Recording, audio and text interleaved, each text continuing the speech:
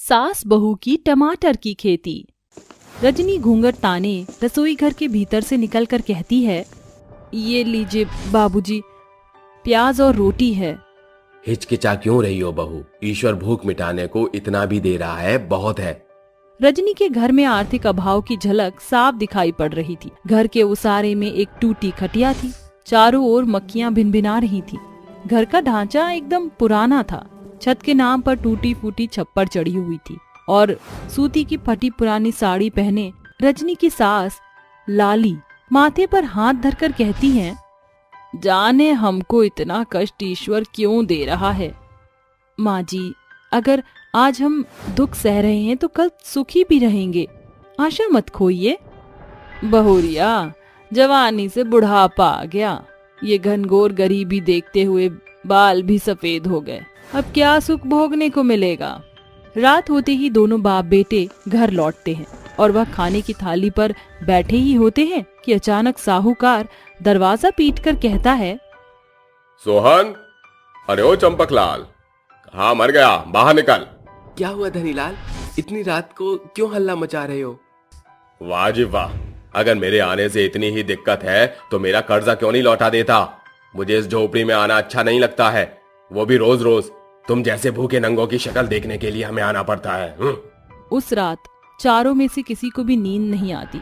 करवटें बदले हुए सवेरा हो जाता है। जहां माधव बड़े बड़े जमींदारों के खेतों में बटाईदार के तौर पर काम करता था, तो वहीं बूढ़ा सोहन जमींदारों के फसलों की रखवाली किया करता था।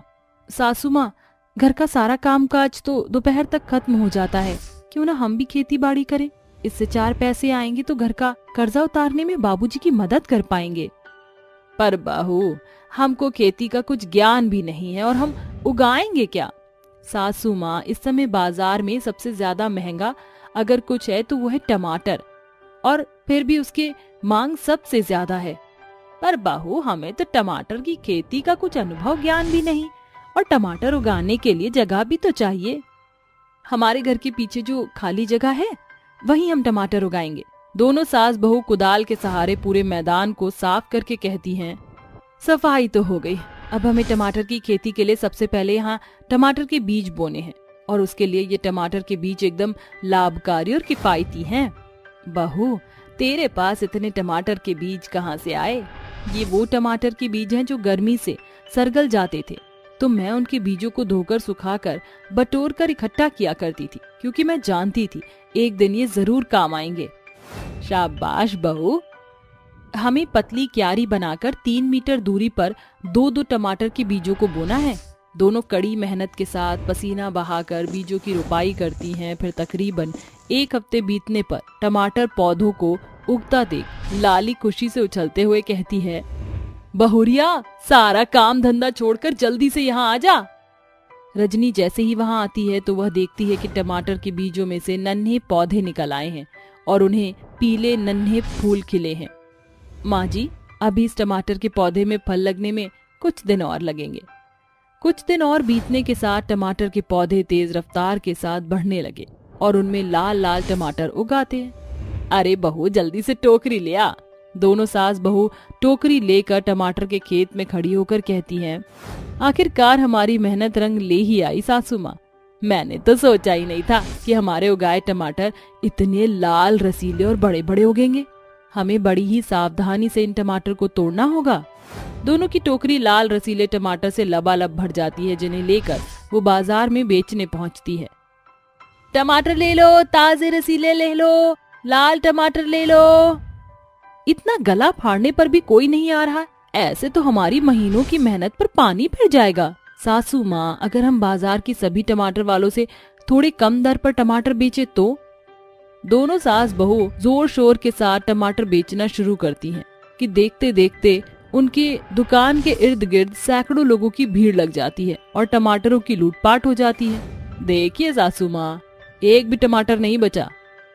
दोनों एक साथ घर पहुंचती हैं। रजनी टमाटर की बिक्री से कमाए पैसों को सोहन के हाथ में रखकर देकर कहती है, ससुर जी, ये पैसे आप उस साहूकार को लौटा दीजिए। लेकिन बहू, तुम्हारे पास इतने पैसे कहाँ से आए? मैंने और सासू माँ ने घर के पीछे वाले कूड़े के ढेर को साफ करके वहाँ कुछ टमाटर की खेती की थी। ये पैसे उन्हीं टमाटर को बेचकर मिले हैं।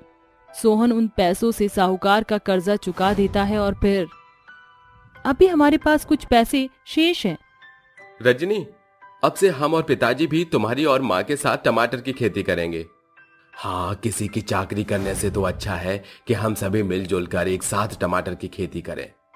वैसे भी सालों से हमारा वो 2 एकड़ का खेत खाली और बंजर पड़ा हुआ है, क्यों ना हम वहीं पर टमाटर की खेती करें। इन बचे हुए पैसों से हम टमाटर के बीज खरीदकर टमाटर की खेती कर सकते हैं। चारों एक साथ मिलकर बंजर खेत को जोत कर कहते हैं, समय इतना कम है और हमें आज ही बीज बोना है। ससुर जी, आप और माधव जल्दी से क्यारियां बनाना शुरू कीजिए। मैं और सासू माँ टमाटर के बीज बोते हैं। चारों मिलकर टमाटर के बीजों की रोपाई करते हैं। कुछ दिनों के बाद वो अंकुरित होकर नन्हे पौधे बन जाते हैं, जिनमें छोटे नन्हे फूल के साथ हरे टमाटर उगाते हैं। ये क्या, इन टमाटरों के पौधों में तो कीड़े लग गए हैं।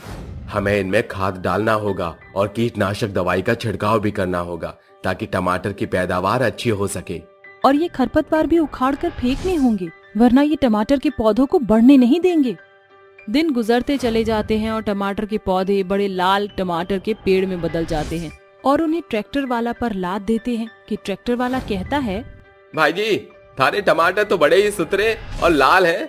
2-4 किलो तो मारे को ही बांध दो। टमाटर ट्रैक्टर पर लाद कर वो उन्हें बाजार में बेचने पहुंचते हैं। टमाटर ले लो, आ जाओ भैया, और ले जाओ सस्ते लाल रसीले टमाटर। अरे दादा, कितने बड़े बड़े लाल टमाटर हैं। अरे ओ टमाटर वाले, कैसन बेचत हो ये टमाटर? 30 रुपए किलो है काकी, और 100 के 5 किलो। का इतना सस्ता? अरे ओ लड्डू के भैया, जल्दी से झोला खोलो, तुम जल्दी से 10 किलो टमाटर बांध दो। अरे वाह भैया, तुम तो बड़ा ही सस्ता टमाटर बेचे तो। बाकी टमाटर वालों ने तो लूट मचा रखी है। ढीले ढीले सड़े टमाटर भी 50 रुपए किलो बेचत है ससुरे। देखते ही देखते सभी ग्राहक ट्रैक्टर के पास भीड़ लगा लेते हैं और टमाटर की लूट मच जाती है और चारों घर आकर कहते हैं, इतना पैसा तो हमने जीवन भर में एक साथ भी नहीं देखा था, जितना टमाटर को बेचकर हमने कमाया है। सासू माँ, एक पल के लिए तो मैं डर गई थी कि पता नहीं टमाटर की पैदावार अच्छी होगी भी कि नहीं, पर ससुर जी को खेती बाड़ी का अच्छा ज्ञान होने के कारण अच्छी फसल हुई। मुझसे ज्यादा ये सब तेरे ही सोच का परिणाम है बहू। मैं तो सिर्फ इतना जानती हूँ कि परिश्रम करना हमारा काम है और फल देना ईश्वर का। कुछ ढीले टमाटर अब भी बचे, मैं सोच रही हूँ उनसे हम सॉस बनाकर बेचें। बहू, सिर्फ सॉस ही क्यों, टमाटर की चटनी क्यों ना हम सास बहू टमाटर के जूस का ठेला ही खोल दे। और हम दोनों बाप बेटे टमाटर की खेती करेंगे और एक साथ उन्हें बेचेंगे।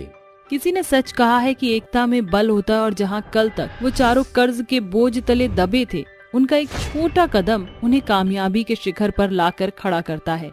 दोस्तों, कोई काम छोटा या बड़ा नहीं होता है, जरूरत है तो सिर्फ रजनी जैसी बड़ी सोच की। उस दिन के बाद से उनकी आर्थिक स्थिति एकदम सुधर जाती है और उनकी खेत के टमाटर गांव से लेकर शहर तक में बिकने लगे थे और अब वो काफी रईस हो चुके थे।